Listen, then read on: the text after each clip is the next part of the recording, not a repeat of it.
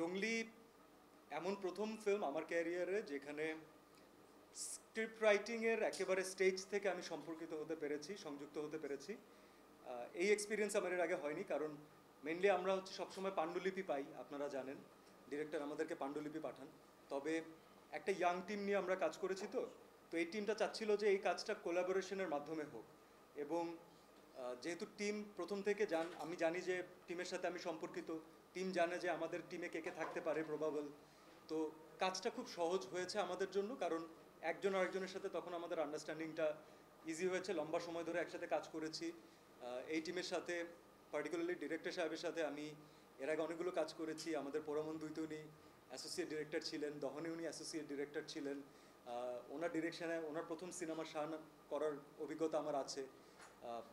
তো এই টিমটার সাথে আমার এক্সপিরিয়েন্স নিয়ে কোনো ইস্যু ছিল না, আমার ট্রাস্ট ছিল। তো ওয়ান লাইনার যখন আমাদের কাছে আসলো, গল্পের যে প্লট নিয়ে আমরা কাজ করেছি, ওই ওয়ান লাইনার আমার জন্য আসলে গুড এনাফ ছিল ছবির সাথে সম্পর্কিত হওয়ার জন্য। আচ্ছা, সত্যি কথা হচ্ছে যে আপনারাও তো কাজ করেন, রেগুলার কাজ করেন না?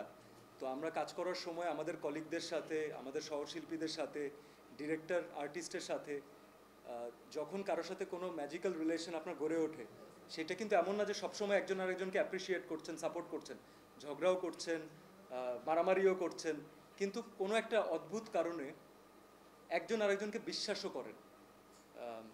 সেই জায়গাটা থেকে যখন রাহিমের সাথে আমার প্রথম যে সম্পর্কটা যেভাবে তৈরি হয়েছিল, সেটা যদি আমি আপনাদেরকে একটু মনে করিয়ে দিই।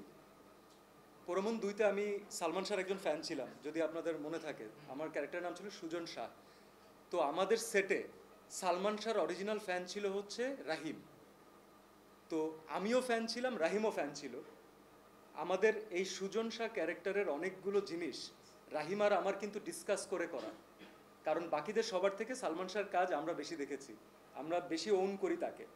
তো তখন থেকে যে ওর সাথে আমার একটা শুটিংয়ের বাইরে হয় না যে আমরা একজনের সাথে কথা বলে শান্তি পাই, আরাম পাই, ডিসকাস করি, তো রাহিমের সাথে আমার সেই জিনিসটা প্রথম থেকেই হয়েছে।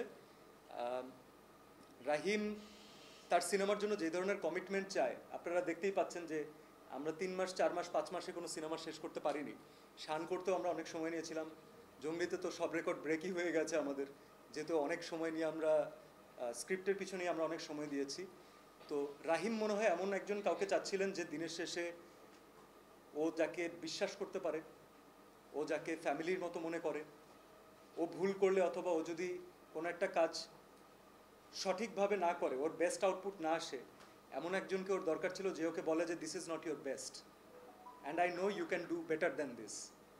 তো সেই জায়গা থেকে হয়তো আমি ওর একটু কাছাকাছি, ও হয়তো আমার উপরে বিশ্বাসটা রেখেছে, যে কারণে আমি থ্যাঙ্কফুল।